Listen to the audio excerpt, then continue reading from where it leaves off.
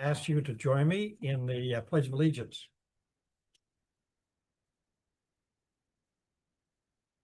I pledge allegiance to the flag of the United States of America and to the republic for which it stands, one nation, under God, indivisible, with liberty and justice for all. Thank you.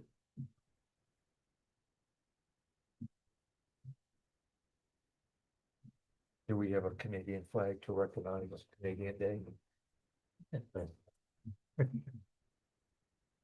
Canada Day, not Canadian Day. Do we have anyone here would like to speak about on anything? I have the, Or to public, okay, from sorry. members of the public. If not, then we'll move on to the minutes of June 17th. Move to approve, go ahead. Move to approve the minutes of June 17, 2025. Second. Is there any, it's been moved and seconded. Is there any questions or comments? All in favor? Aye. Aye. 3-0 in favor. Now we move to the finance. To start, I have AP warrant 61. The total on that is $571,726.83. The bigger items are the Lincoln Saginaw Jail Authority monthly payment. That is $201,736.58. The Maine Municipal Employees Health Trust payment, that's for health insurance. That is $144,610.12. And also the Maine PERS payment, which is for retirement. That is $124,779.58. Is there a motion? Move to approve AP warrant number 61. I will second that. Is there any questions? It moved and seconded. Is there any questions? I'm just curious about the huge restitution amount. Is that just one case? That's interesting that it was so high. What page are you on? I'm just looking for it. It's on the very last page. Wow, Page 9. must have been quite the damage or something, whatever, but the Seaside Lodge, where is Seaside Lodge? But due to victim, Is that a Masonic lodge maybe?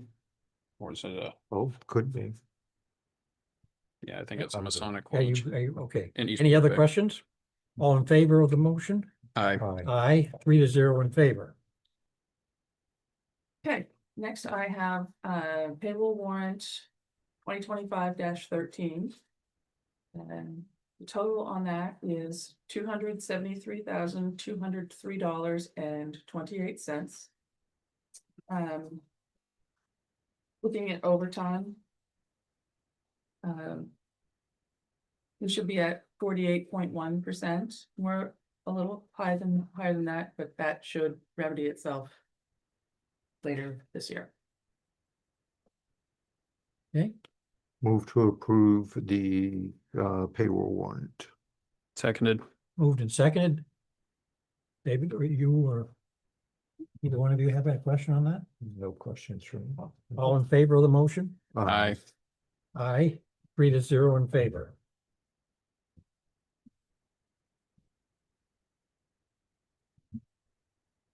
Oops.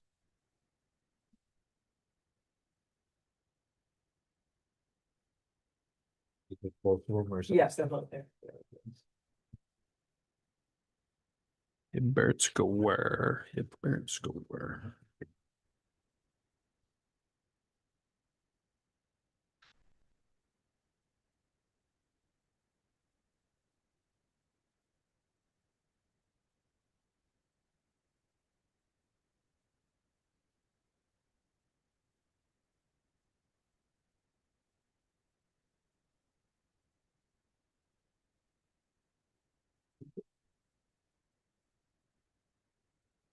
So the next item on the agenda is the fiscal year 24 unorganized territory audit.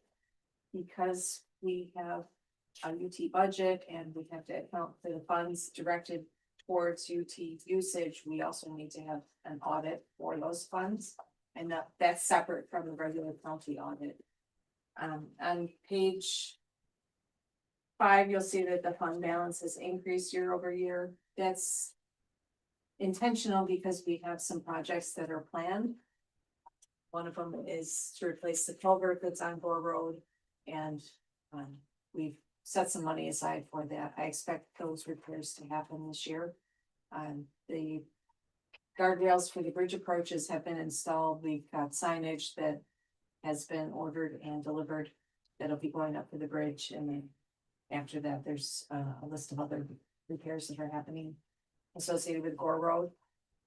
That'll eat up most of that fund balance. We're not really trying to strive to have a large fund balance in the UT, but we do know that we've got these projects coming up, so that's why that's there. I would expect to see that number go down at the end of the brand new fiscal year for UT. But using fund balance as opposed to reserves? Well, It essentially is Is- 50%. okay, it is, okay. There's so few transactions that Right. happen out of that account. And it's usually for one purpose, the road, right? Exactly. Okay. That's all that's there. That's all that's there. It's like, yeah.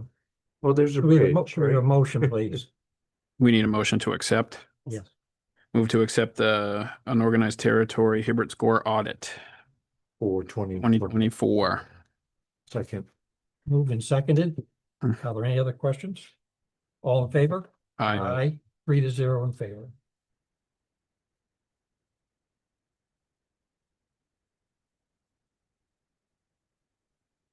The Sheriff's Department. there you Morning, sir. Good morning. Morning. Mr. Chair, if it's okay, I'd like to take things out of order. I have some guests here I wanted to introduce to you this morning. Would that be okay?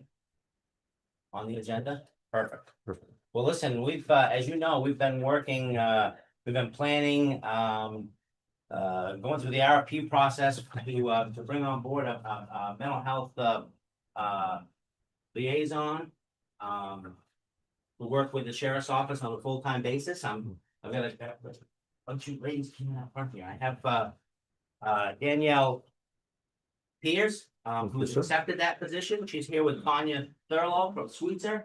I'm gonna let them talk a little bit about the program and about the process. We're really excited at the sheriff's office to bring this to fruition. We're looking forward to get Danielle's boots on the ground, as we say, get her out there working. It's a bonus for us, and quite accidentally, but very opportunistically, right? In that Danielle is a resident here of Lincoln County. She lives up in Jefferson. So we're really excited about getting this position on the ground and going. As you know, this will be like a co-response model for us for the mental health calls that we respond to, and it's a new position, so we'll kind of be a little flexible as we hit the ground and get things figured out. But she'll be spending time with us. We'll share some office space with her next door at the sheriff's office, and she'll be jumping in the car, hopefully, with our staff and getting out and co-responding with us. So we're really excited about this model. It's new to us here in Lincoln County, certainly not new across the state. But we're excited, and I'm pleased to introduce Danielle. Good Morning. Welcome, Danielle. Thank you. And Hi, also, Want to tell them a little bit about our relationship with Sweetser and Sweetser's involvement on your side of what Danielle's doing. I don't mean to put you on the spot. Just Yeah, I mean, so we've been working with you for several months, trying to find somebody to fit in this role who's gonna be a good fit with the officers and the community. I think the intention of the role is to help triage essentially people in the community that are struggling or seeking out police response, to reduce like folks going to the jail or going to the emergency room she's being trained with our crisis support services, so she can do crisis assessments on the spot with individuals as needed. And she'll be working closely with our options liaison, Nicholas Coco, to support folks that are in recovery or struggling with recovery. Yeah, I think that's a general synopsis of what we're looking to do. Has this model been tried in other counties? In Maine, Bruce Sweetser, no, but there is a law enforcement liaison in Freeport. We had a similar position. That was covering like 3 counties, and it was a bit much for one person, which is partly how Danielle's position became available strictly for Lincoln County. So there's a rough model to base it off of, and there'll be some tweaks to what we were doing before, because she gets to focus on this county versus having to spread herself through. And she can make the model here, right? She sure So, can. you know, There are several similar models in place, maybe Oh. not necessarily with Sweetser, Right. Oh, okay. providing the clinician. Mhm. Brunswick PD has, Brunswick Saginaw have a position, Augusta PD, has a position, Westbrook. Several agencies in the southern part of Maine, Bangor PD. Great. The model itself is not new, Okay, right? This is just a new endeavor in this region for Sweetser. okay. We're pleased, we worked with Sweetser closely, and they're our primary crisis service provider for mental health here in Lincoln County. We've worked with them a long time, and we're looking forward to getting this going, as I've said, and we're fortunate. Danielle comes to us with a great deal of experience, and certainly the training, education behind her, to really make an impact. So we're excited about it.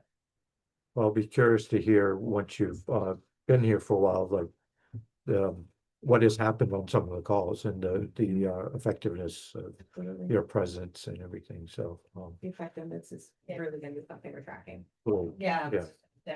we'll be coming up with a spreadsheet to track all interactions, so that we can, look at the data around prevention, essentially, prevention for emergency rooms in jail, right? Like our goal is to keep people in the community. Well, we've heard from the sheriff over the years, the need for this type of service is badly needed. Yes, I agree. So we're excited. Yeah. Yeah, we're excited to be, building it up. A little bit from scratch, so. I think we're going to, part of what we're gonna do, I don't wanna spend too much of your time, I know you've got a busy agenda. Part of what we hope to do, is, implement a model, using Sweetser as our guide, with Danielle and, Mike. Oh boy, I just really blank.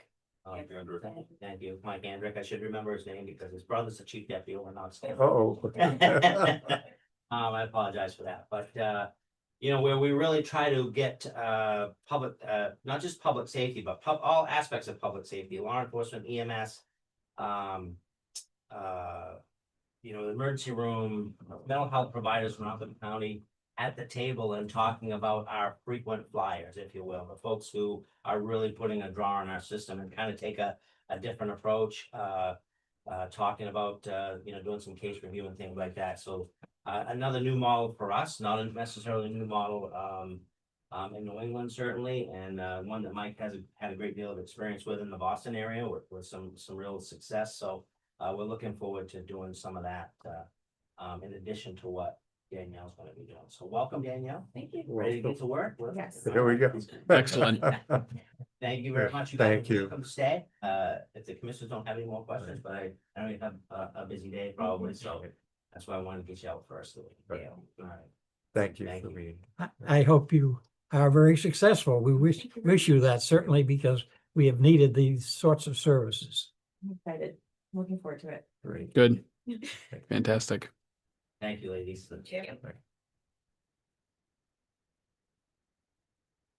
Well, Mr. Chair, it looks like moving on the agenda, it looks like our jail count this morning out at Two Bridges is 168. We have 19, there are 30 from SAG, 16 from Knox, 51 down from Penobscot, 22 from Waldo. We have 5 federal inmates through the Marshal Service, and it looks like 25 folks from ICE this morning.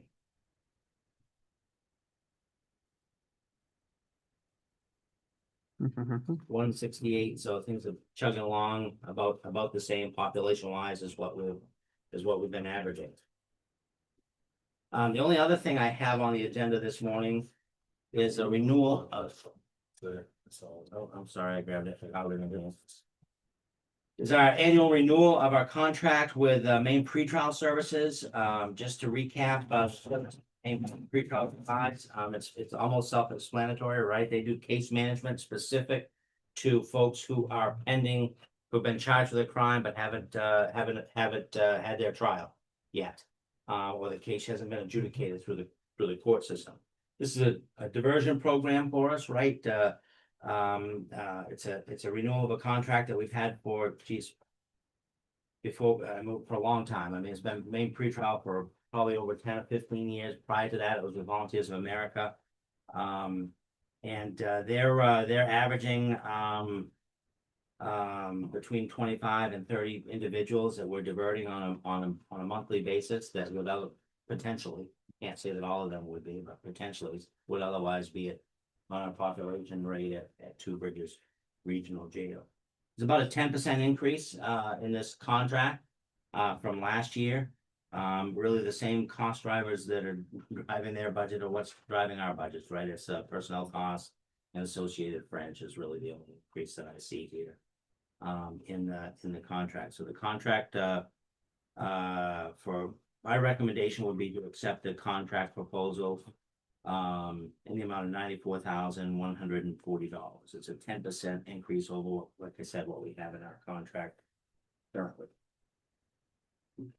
Does Maine Pretrial only deal with folks who are not in the jail? Or do they actually work with some of those who are over in the jail and So waiting for trial? So they'll do both, right? Okay. So what they'll do at the jail is typically, commissioners, they'll screen folks who were maybe arrested over the weekend or have been arrested but haven't had their initial appearance yet to see how they qualify.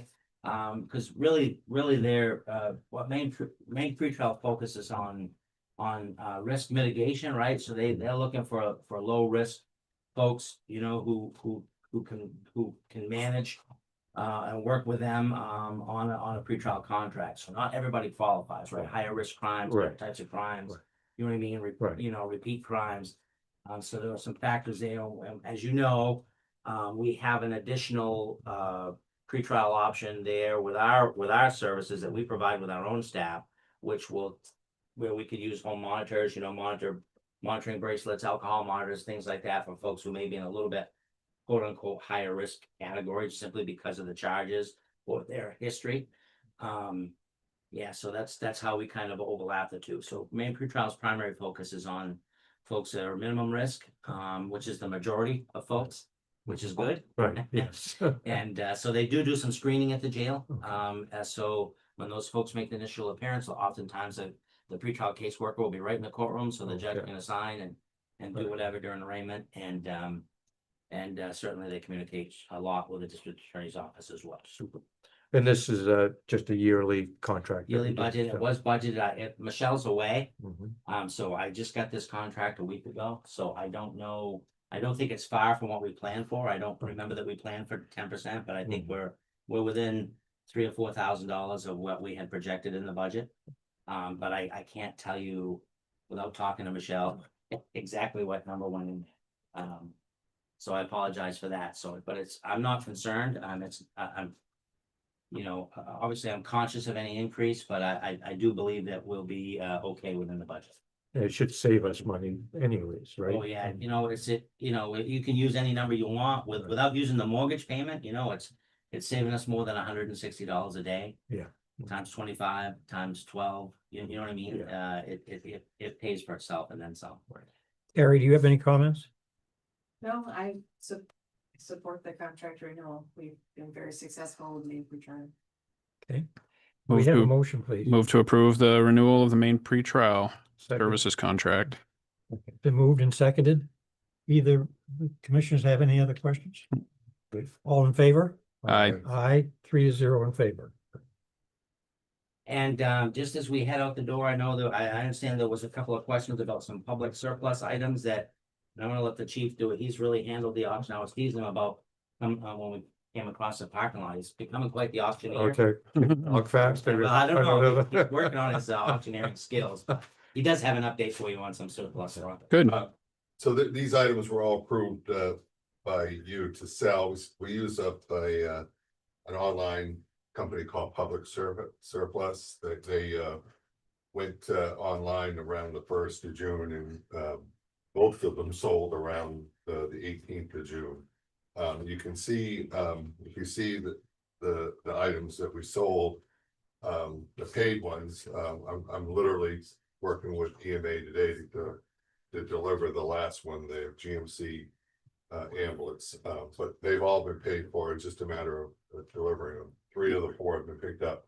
Unfortunately, the box truck up to recycling, there was a bid, and then the gentleman defaulted on it. And so we've opened up another bid process to move through that and see what we can get for that truck. I've never had that problems with public surplus until this time, so I've talked with them about what happens, how they do it. I blocked the gentleman from ever bidding on a Lincoln County something again. So what, he had the winning bid and just canceled? He just ghosted us, so. And it's Got the it. history of this gentleman doing that, so when I looked on their website, they were gonna investigate it as well, maybe possibly ban him from the site. What that really means, I don't know. Is he Yeah, yeah. creating another login, and I don't know, but this hasn't been a frequent problem, but in this case it was, so. I just initiated a new bid process, and we'll see what happens. But that you can see that the item, the price we got, and the total amounts. Well, with the exception of the sheriff's truck, any is there a motion to approve? I don't think we need a motion to approve, right? Correct. We just wanted the info. We have to accept that, don't we? You authorize us to sell them. Yeah. So we've already received the authorization. Okay, Cool. Numbers look better than what I thought they would have been. We do a better job of this online stuff. It's actually fairly easy once you do it, and you just step away, and then the online service really handles receiving the money. We'll get a check in the mail for it. I turn it over to Michelle, what she does with it. I just give it to her, and but you know, it is pretty easy, and we're getting, you know, in this case here, actually 3 out of the 4 bids were local, Waldoboro, Waldoboro, Bath, and Waldoboro, Bath, and Newcastle. One of them ended up going to Massachusetts, but it's not uncommon for those old cruisers to end up in the Midwest and that kind of stuff. And those guys, we joke about it at the office, those bids close at noontime, and at 2:30 they're calling, wanting to pick them up. I don't know what they do with them. I don't care. Pay me the money. I'll Give me the cash. shake them away. Anyway, $1,000 for a busted ambulance that we got for free is a good Uncle Henry's deal right there. Thank you. Thank you.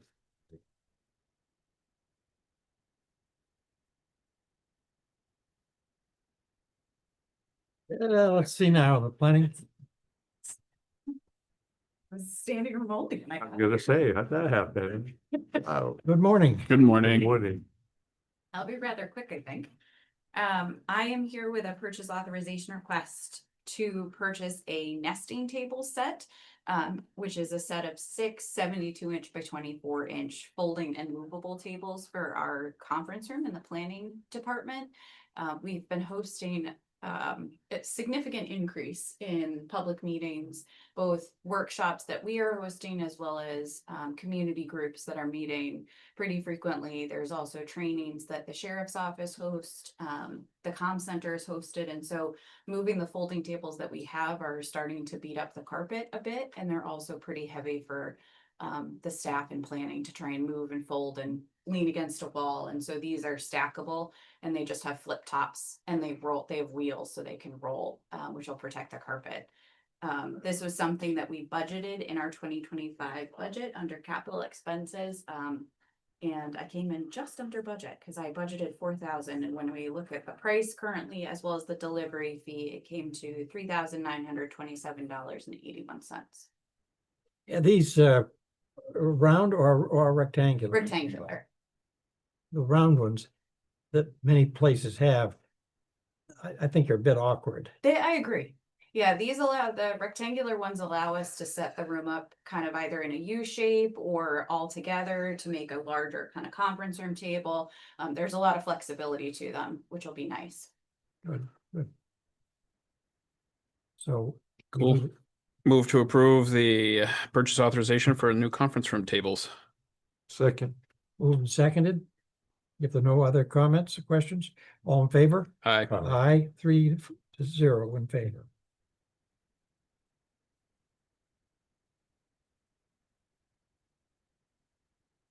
This silver.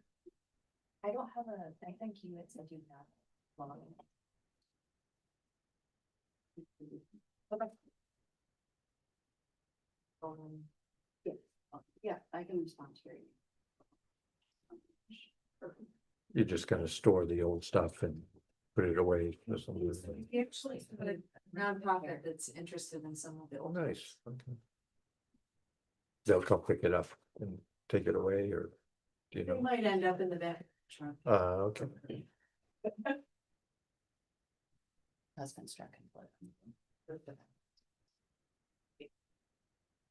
How's everything else? Good, very busy. A couple of staff were on Monhegan yesterday doing a site visit with some state officials on a couple of the grant projects that we've been working with them on some resilience efforts. We submitted a CDBG grant this morning for Fuzzy Udder Creamery in Whitefield. So I've been working on that and yeah, gearing up for the holiday. Wore my red, white and blue today. Happy July 1. But otherwise really good. Good, good. Thank you. Well, have a Thank good holiday. You too.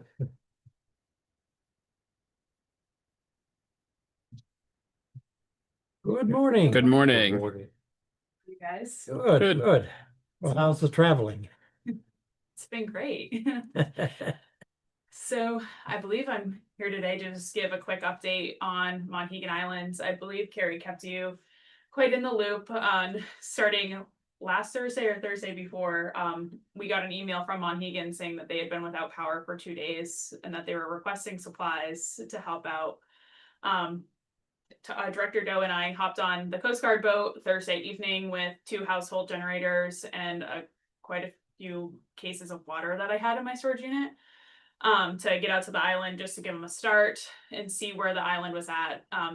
But they run on 2 generators and both of those generators had failed. And so they were doing rolling brownouts with household generators. And the times were very sporadic, but it meant that they had no water. It meant that all of their businesses were down with power.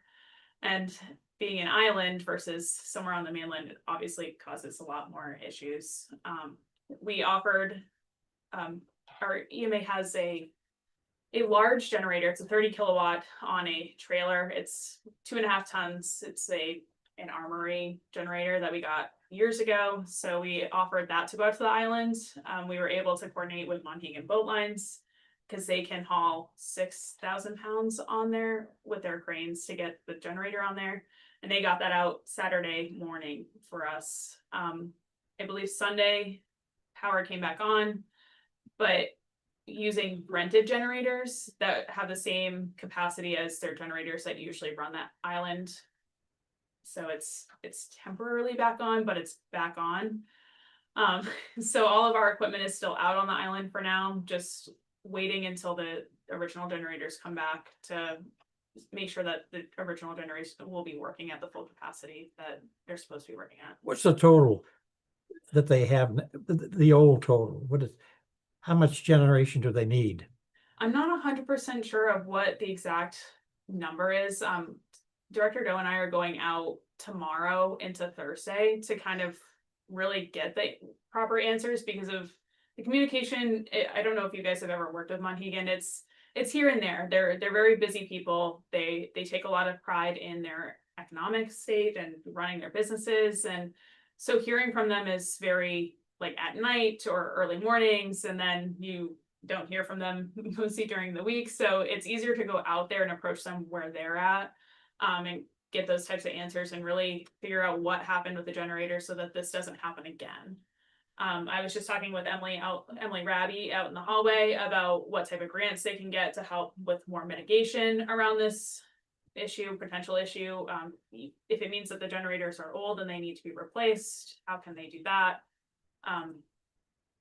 And just plans for the future, because as we know, and as we have talked about, the federal government is changing, which means that there will be a lot of change for our agency, a lot of change for the state agencies, and a lot of change at the local level. And not having our emergency operation plan, or Monhegan not having an emergency operation plan, is going to be even more detrimental to them for when these times do happen again.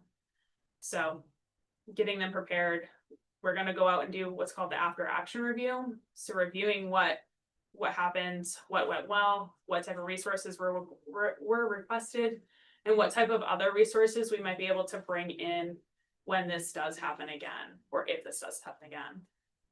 So. Is it too early to do that? I mean, you're still dealing with the initial brownout and shutoffs, or is it? No, because they're not dealing with any more brownouts at this time. This is the perfect time to do it. The sooner the better. So that even if this does happen in the next couple of weeks when their original generators get back put in place, then they can say, okay, we know what to do. We're ready to go. We just, we need to make a phone call to this person and a phone call to this person, and we'll go from there. So a battle plan will be organized It will this week. Yes. And have you identified anything on our end, on this side, about the response? It sounds like you've had what they needed and you got it out there fairly quickly. Yeah, I had a lot of what they needed. The only additional agreement that I would like to see Monhegan have specifically is a better agreement with their fuel company that comes out to the island every once in a while. Saturday afternoon-ish, I was getting a call saying we need more gasoline. Gasoline is not something that they use on the island a lot, and so it's not something that they get usually. They usually will get diesel and kerosene out there. And I believe that if they're bringing gasoline in, it's for personal use and for the vehicles that they do use out there. So having an agreement with their fuel company to have gasoline brought out to the island more frequently when this type of incident happens. But that's an agreement for them to have at a town level versus us at a county level. But it doesn't mean that we at a county level can't tap into that resource as well and have that agreement just in case Monhegan is really struggling to get those people out there as well. But their old generators operated on diesel, didn't they? Yeah, and the 30 kilowatt generator that we sent out also operates on diesel, but some of the other generators I sent out operate on gasoline. So there was a variety, and there was personal residents that had household generators that run on gasoline, and so they were tapping into the resource of people who had vehicles and the gasoline stored away for their vehicles to power their personal generators as well. So are you going to use the Coast Guard again to go out, or is the transportation going to be a big issue? The Port Clyde ferry out this time. I really appreciate the Coast Guard, and they were very, very helpful. I like to use them for emergent situations and not overuse them. They were great when we asked them, and I felt bad that I called, but they were extremely appreciative that we called and willing to help. And any type of emergency, the Blue Bay Harbor Coast Guard is there for us to support us to go out to Monhegan. So between the Coast Guard and the commercial services, you can get out there. Absolutely, yeah. And we sometimes, if we do go out, we can tap into a personal resource. Just where this was so quickly transpiring, we didn't this time. So this is a testament to the relationships that EMA has forged over many years. They got a long-standing relationship with the Coast Guard and with the ferry services. So when we did have an emergency, we weren't strangers to them. They were very much informed of what we're doing, and Emily was able to get on a Coast Guard transport that night, which wouldn't have happened without those relationships. Absolutely. So Wednesday and Thursday will be your planning days, 2 days.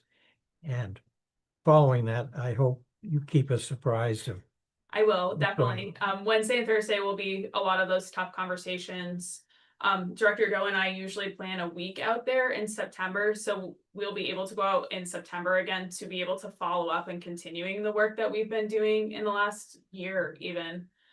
To try to get them to build the plan and just realizing and recognizing that they are on an island 10 miles off the coast and that getting resources to them is not the easiest when the bad things do happen. And for them, the bad things are sometimes somebody falling down and having to get emergency services out to the island and the complicated process that they have to go through for that. So, you know, Do you know if they have a cell phone tower receiver on one of their towers? I believe that they do on the new tower they put up with the broadband. Mhm. However, it only Yeah. covers half of the island still I see. because of So the when the- topography. Yeah, and then when the power's out anyway, that's out. So is it any service from the mainland that they were getting on cell or? A little bit. They were Yeah. able to text here and there. Yeah. And that was about the extent of communication Yeah. that we were able to get with them. Again, they were doing rolling brownouts. Luckily, they were doing a lot of those at night. So I didn't even think about this when we were going out for the Coast Guard. If their lighthouse is down and they don't have power, it's extremely hard to navigate the waters out there. And the cove in there. So that was something that we ran into when we were going out with the Coast Guard at 11:30 at night. So, So your plan will deal with how to communicate in those type of Mhm. situations. And yeah, even if it's like the red phone for the satellite on the corner, whatever. yes. So, Yeah. Yeah, And continuing to work with them on that. They also do have access to the radio services. They have our fire primary channels and stuff that they're able to hit again on one side of the islands. And there was also, I believe, equipment out there so that when a new tower went up, they were able to also have their own repeater out there to work and try to have better communication. But again, it's not there yet. So how are they managing all their visitors that they usually get this time of year too? It is. that was one of the questions that I brought up to them when we got the original phone call. They informed us that a lot of places were informing visitors that they were going to be doing rolling brownouts to try to not, manage expectations. So, yes, maybe. but they didn't want to prohibit anyone from coming to the island because again, this is their time of year that they make their money for the island, and shutting down the island is not an option for them. And they were struggling with the idea of even limiting how many ferries came in a day because of this. Yeah, because what happens with the ramp at the, They have to manually. that's what I crank was it down wondering. enough. As they did in the January storms for a long period of time, they manually crank it. Mhm. Well, you will have it all solved Thursday afternoon.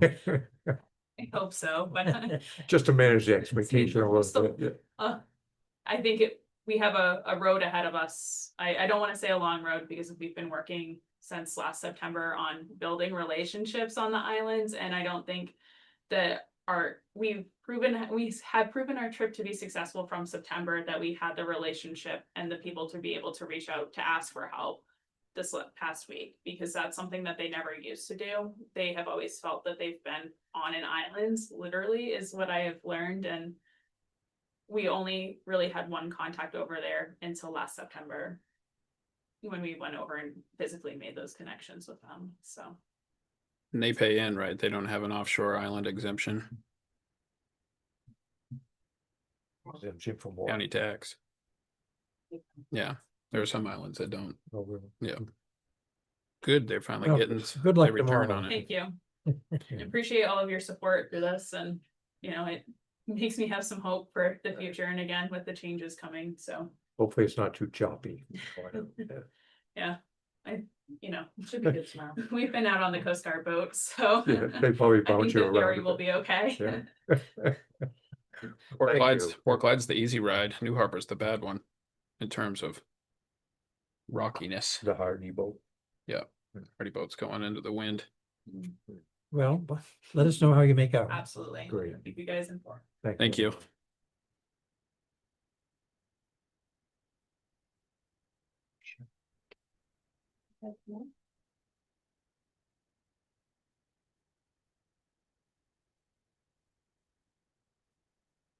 Yes. Okay, so I have a purchase authorization to have a courthouse handrail fabrication installed, fabricated and installed. So this would extend the handrail from the steps going off of the patio towards the parking lot, all the way to the curbing at the parking lot. And the fabricator is going to make the new railing match the design of the old railing and then paint it to match also. And the total amount is $5,690. This includes the fabrication and the installation. Move to approve the courthouse handrail fabrication authorization. Second. Moved and seconded. Any other comments? All in favor? Aye. Aye. 3-0 in favor. The next item is to let you know about LD 1287. And this is a bill that came out of appropriations late in the session. They voted on it at about 8:30 in the evening, where they decreased the amount of transfer tax that the counties across the state will retain.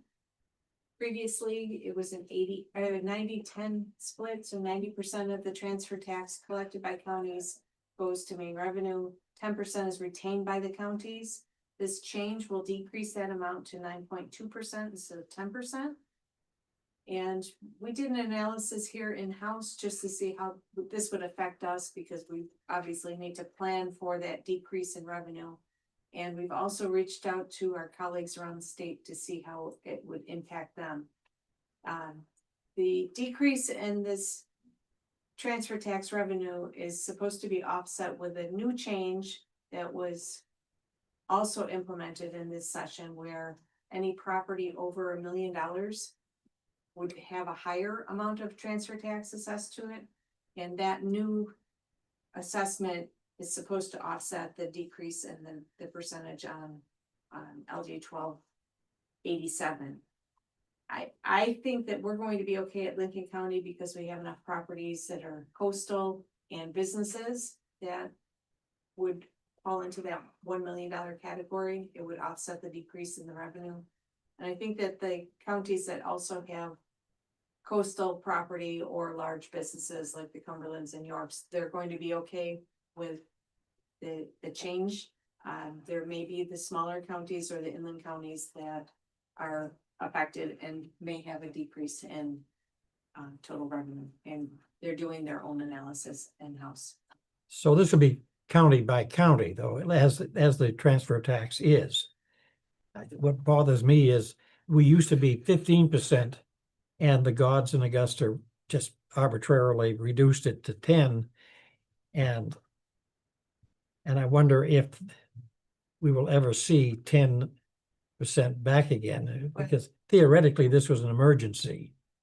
They claim that this is a 2-year only decrease, and it's supposed to go back to 10% after the 2 years, but I take your point.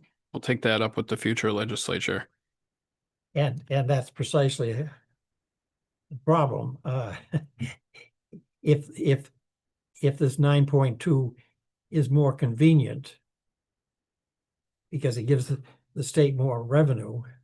Right, they indicated that the $1 million essentially that would be taken from the counties across the state would be used to fund an emergency housing opportunity, where people that are in danger of being evicted from rentals would get rental assistance. Would be a program that was funded with this $1 million, but we'll see how that all plays out. And if you think that that's going to end in 2 years, you believe in Santa Claus. What? So the purpose of the county allocation, the way I understand it, is to compensate us for our expense of collecting those funds. Are we still sort of covering our costs of collecting the transfer tax and remitting it to the state? So we cover our costs on the transfer tax collection piece of it. We also use those funds for hosting of all of our records. So the cost of us running that system is $4,000 a month. Yeah. I mean, we're paying a vendor, an outside vendor to provide that service to us. Not only do we have the staff time associated with recording and doing all the The processing, tech but needed to, there's also other costs associated with that department. does 9.2% cover that sufficiently, or is it? I think with the increase of the $1 million property transfer, that rate increase, I think that'll offset the difference for us. It'll work for us, but it probably won't work for some people out there, depending on what they're doing. Unrelated to us is the transfer tax for people under $1 million transfers. That didn't go down on their end. No. But it did go up for It the went up. $1 million people. I see. That's for residential and. Yep. There was also a bill that went through that will change the structure of the fees associated with recordings. So previously it was a $19 for the first page and other. $3 surcharge and $2 per page after that, and $1 for extra names, yeah. So now there's a flat amount and it should simplify the process. If you look at the majority of transfers that we have, I don't think we're gonna see very much change in the revenue with the new formula versus the old formula, but it will be much easier to calculate it. When are the new laws effective? 90 days Or take after, place? And they are officially closed? 90 days after Right, close. right. And have they done that yet? Was that last Thursday that they actually I did? think so. This happened. I think this happened after they closed and then went back in. This is part of the $4 million extra that was left over. Right, I haven't seen that, Yeah, if the I'm governor still signed wondering. this or not, but. Okay. I would imagine it's gonna bump them. So Yeah. we'll include that in our budget process as we move through that for 26. I just wanted you to be aware of it. Mhm. And I also have a last minute addition. I received a purchase order this morning for repairs to one of our recycling trucks. And the total amount of the repairs is $4,206.30. This was for the 2018 Kenworth roll-off truck. And it included a broken left spring in the truck, and the air conditioning was malfunctioning as well. So this is a total of the 2 repairs. 420636, is that what you said? 4206.30. Is that your motion? Move to approve the purchase order for Kenworth repairs, $4,206.30. Second. Moved and seconded. Is that the, what was the last one we did a truck repair not too long ago? Which truck was that? Probably still the Kenworth. Yeah, I don't remember it being the Kenworth, no. Oh. Was the same truck. The same truck, okay. Are we getting to the point with that truck that maybe we gotta start to, look at how much we're putting into it and invest in something new? We're still okay. We should expect to see a 500,000 mile lifespan on these trucks. They're a couple $100,000 trucks. Hmm. So we don't want to purchase them too often. Right, This truck has 268,000 miles on it currently. It does seem to be the truck that breaks down more often than the 2019. right. And I thought the last repair was around 5,000 or so, so now we're getting close to 10 with the 2. Yeah, I mean, but if they're far and few, but It's unusual to have them this close Okay. together for us. Okay. And they're usually repairs that we can do in-house. Okay, ready for vote? All in favor? Aye. Aye, 3-0 in favor. Thank you.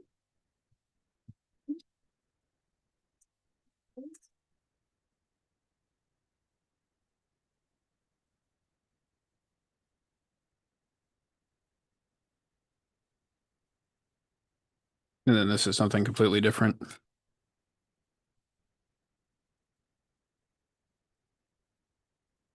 that was That's for abatements. our authority for basement maintenance. The law changed for abatements over $1 million for financial properties.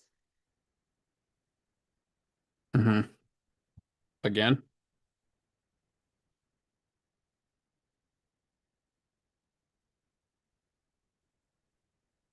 So that to David. Well, he signed. Oh, Oh, I Not thought that- he, Not the colored one. Yeah.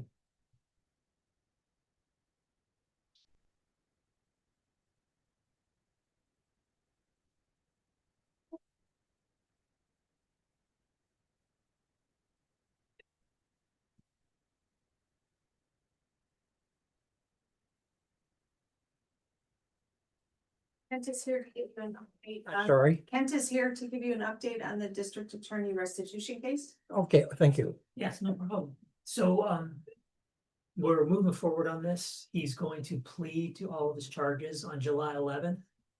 So that would be next week. I've talked to his attorney. We've agreed to add, the restitution he owes the county to his sentence. So after he pleads, I'll know how long he's gonna be in prison, when he gets out, and when you should start seeing, money or collection on that, restitution debt.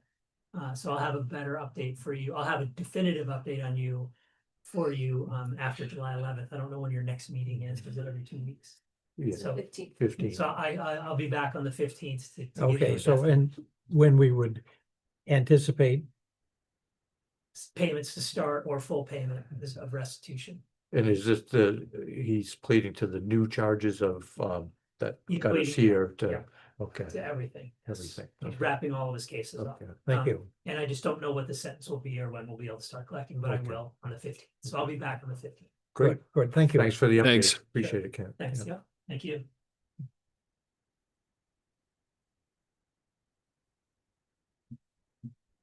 The LCTV thing is just tabled, right? So the public safety building project, I do have an update for you.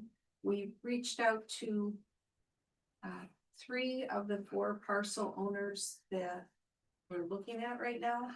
And all 3 of them are receptive to allowing us to walk the grounds and take a look at the terrain and the property.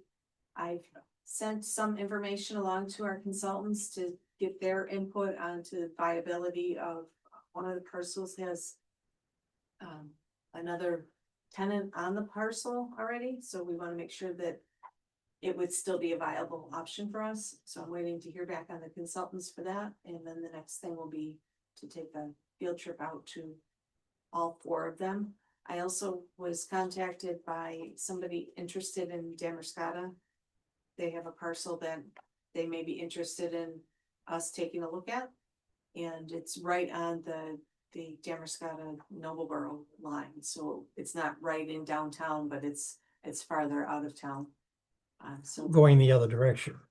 going the other direction, But So- is it on Route 1 though? So It's- quick access to, very close to it. okay.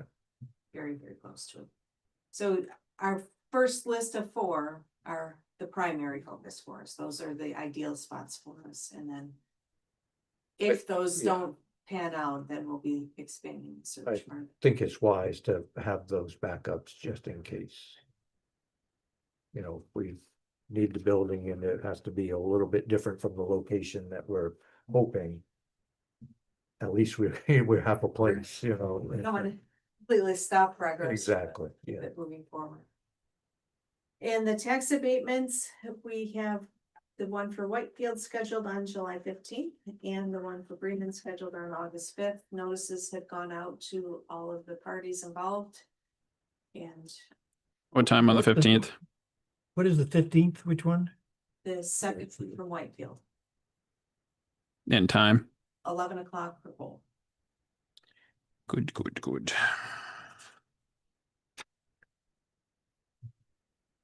And you said notices went out, but did they know the date ahead of time when they have? They agreed to the date before. Yeah, okay, so no changes, this is gonna happen. At least on the 5th one, that's the one that's was prolonged a lot, so, Right. 5th, 11 a.m. Bremen. yes. that- Okay. And that will be In, over there, right? without any more procrastination. We'll see. in the multi-purpose room. Yes, we've scheduled in for Oh, the multi-purpose. perfect. Okay. Good. Okay. Next. I would, under commissioner updates, just say that, earlier today, I got a call from Andre, he's the president of the MCCA, reminding me that, a link went out and you all should have probably received it for the MCCA meeting in Farmington, and he asked me when he called earlier to encourage both of you to attend that meeting in Farmington, if you can. And then, although he didn't say it, I would still remind you too, that's the convention in September. At their courthouse. I believe it's in their new public safety building, not at the courthouse, That's correct. but I'm not sure what the. This is the address is. Farmington In meeting. Farmington, yes. Do you know where that is specifically? Is it further out Route 4 or is it closer to? Looked at the map. You haven't, now, okay. We'll We can find it, send yeah. the address if you're interested in that. Yep. And that's the 9th. For that.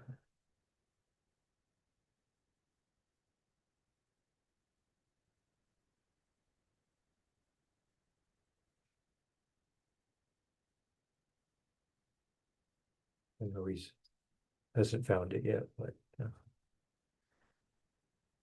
that's all I have. Okay, I don't know if that's it. Let's see. have anything? Yes, I'm looking on the calendar to see what we might have missed since we were here last. Hmm. June 18th, we had the bi-monthly LCRPC board meeting. We've got more participation on that. That's good. We finally had folks from Whitefield and Dresden, and I think one more, but I can't remember. So, and participation is increasing there, which is good to see, and nothing else for an update on my end. Thank you.